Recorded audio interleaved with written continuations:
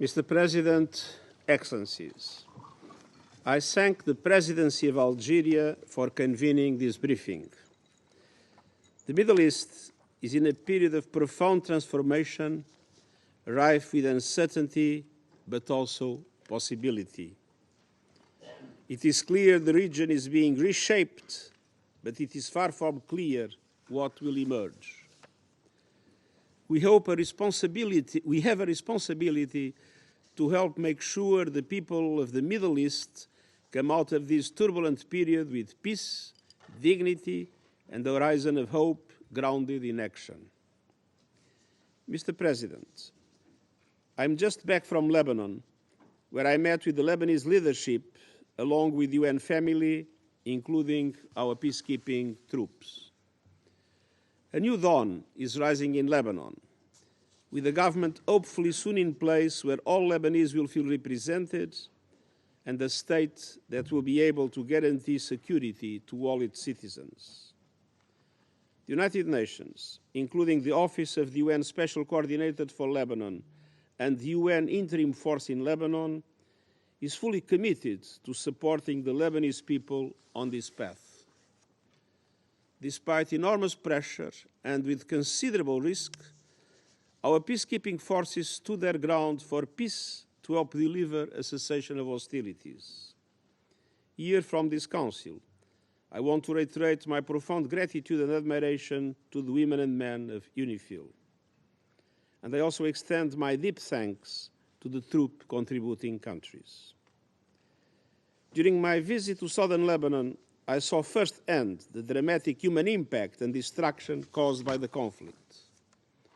Israelis were also victims, suffering loss and displacement.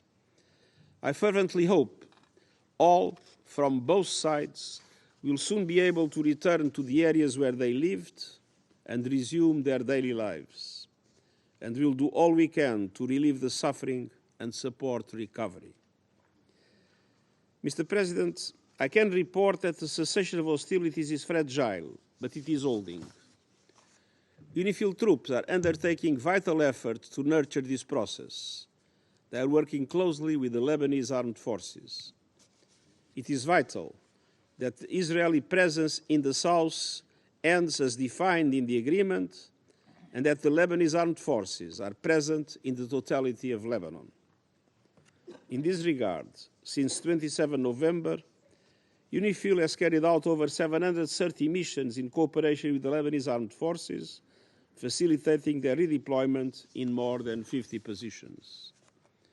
And UNIFIL has also facilitated 39 humanitarian missions in coordination with the Lebanese armed forces, the Lebanese Red Cross, various UN entities, and NGOs.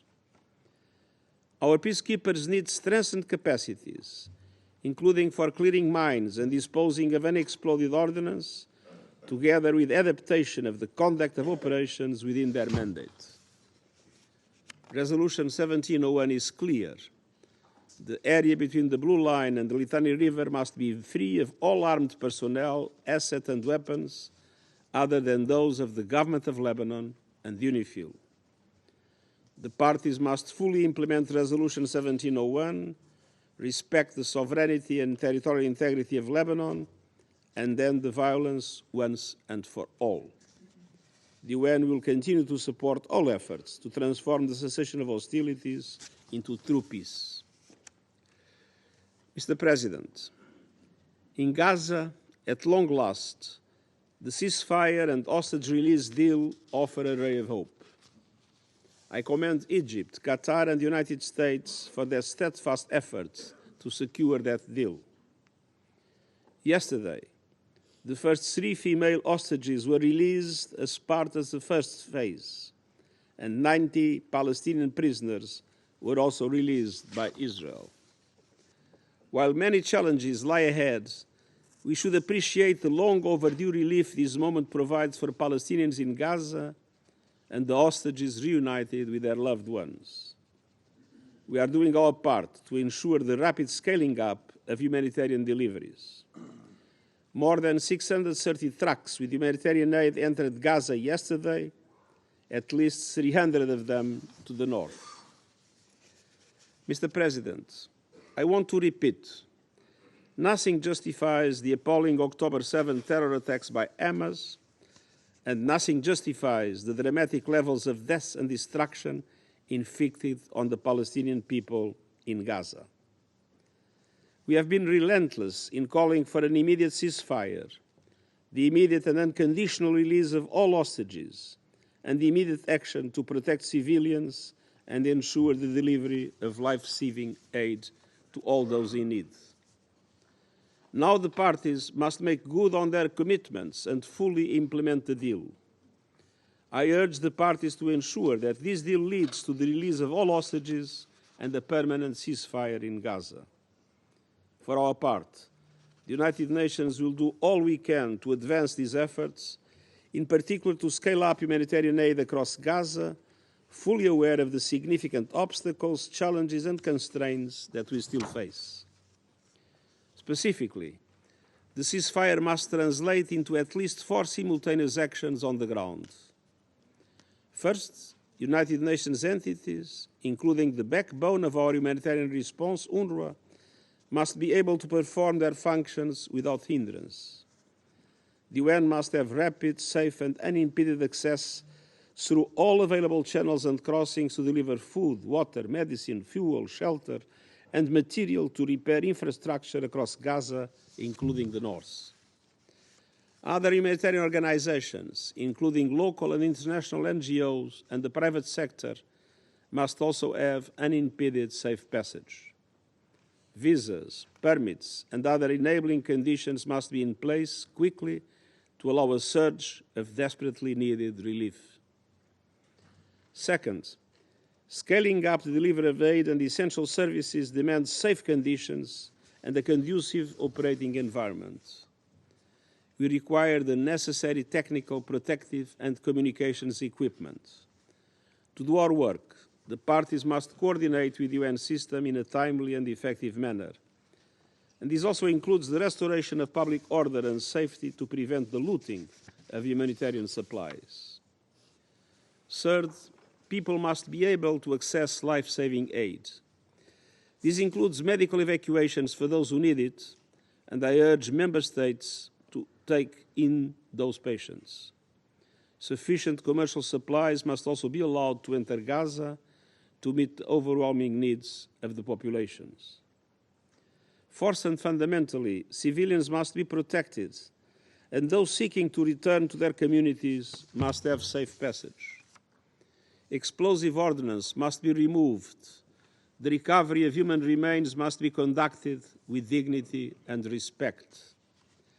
I urge the Security Council and all member states to support all efforts to implement this ceasefire, bring about a permanent cessation of hostilities, ensure accountability, and create the conditions for recovery and reconstruction.